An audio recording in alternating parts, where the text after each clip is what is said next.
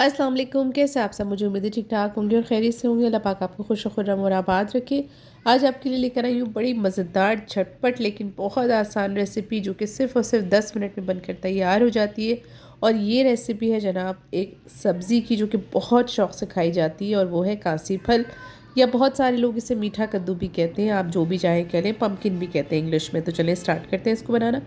बिस्मिल्लाहिर्रहमानिर्रहीम। यहाँ पर मैंने लिया है आधा किलो मीठा कद्दू, मीठा घिया, पम्पकिन, जो भी आपका दिल चाहे आप इसे कह लें, जो आपके यहाँ कहते हैं उसको नाम दे लें।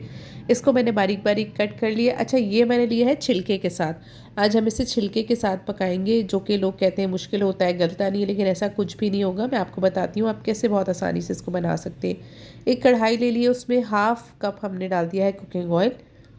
उसमें हम शामिल करेंगे आधा टीस्पून मेथी दाना। मेथी दाने से बहुत लाजवाब खुशबू और जायका डेवलप होता है, तो ज़रूर डालिएगा। एक कप हमने ले ली है बारीक कटी हुई प्याज और वो शामिल कर दी है। जब ऑयल थोड़ा सा गर्म हो जाएगा तो इसको हम फ्राई करेंगे, लेकिन बहुत ज़्यादा फ्राई नहीं करना, आपको उसको ब्राउन नहीं करना है, बस इसका हल्का सा कलर चेंज हो जाए, सिर्फ इतना कुक करना है। देखिए प्याज हमारी जो है थोड़ी सी कुक हो गई और मेथी दाने की बहुत अच्छी सी खुशबू आ रही है। अब हम इसमें कुछ और चीज़ें ऐड करेंगे। इसमें डाल रहे हैं हम 1 टीस्पून सफ़ेद ज़ीरा साबुत। 1 टीस्पून हम अपने टेस्ट के अकॉर्डिंग इसमें शामिल करेंगे नमक।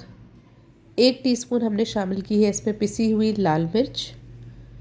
आधा टीस्पून हमने इसमें शामिल किया है हल्दी पाउडर। इन सब चीज़ों को बहुत अच्छे से हम प्याज के और मेथी दाने के साथ भून लेंगे। अगर आपको लगे कि मसाला जो है वो लग रहा है तो आप 1-2 टेबलस्पून पानी ऐड कर सकते हैं। अब इसमें हमने 4 से 5 हरी मिर्चें ले ली हैं, मोटी कटी हुई, वो शामिल कर दी हैं। इनको भी मिक्स कर देंगे अच्छे से। इसमें जितना सिंपल मसाले जाएंगे उतना ये टेस्टी बनकर तैयार होता है। अब जब हमारे मसाले भुन गए तो वो जो कासी फल हमने काट के रखा था वो सारा का सारा इसमें शामिल कर देंगे। अच्छा, इसमें पानी आप बहुत देखभाल के डालिएगा क्योंकि ये भाप में गलने वाली सब्ज़ी है।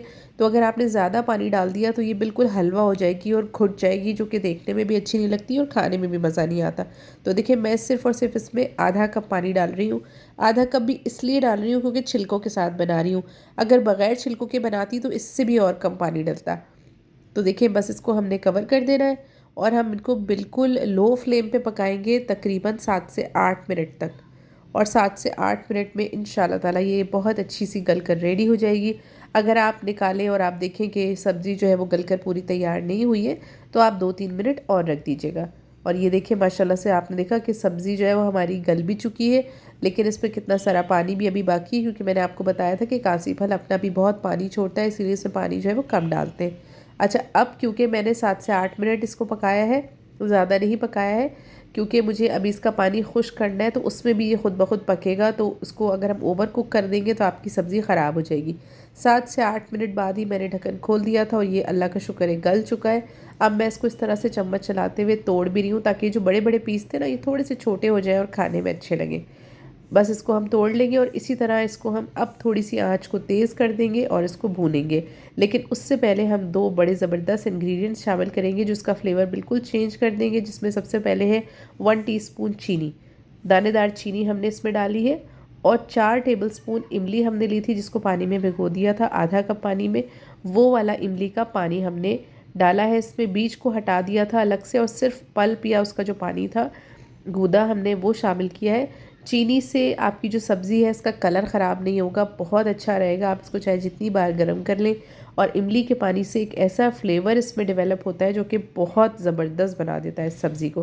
तो ये देखिए माशाल्लाह से बिल्कुल पानी इसका खुश्क हो चुका है।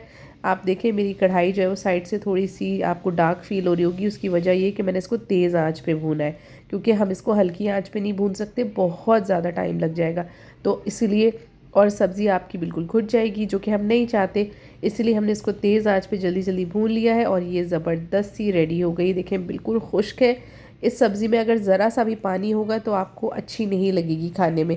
तो इस तरह से इसको बिल्कुल ड्राई कर लीजिएगा। उसके बाद आप इसको चपाती के साथ, रोटी के साथ या राइस के साथ, किसी भी चीज़ के साथ सर्व करेंगे। इसका एक अपना फ्लेवर, अपना जायका है जो कि बहुत लाजवाब है।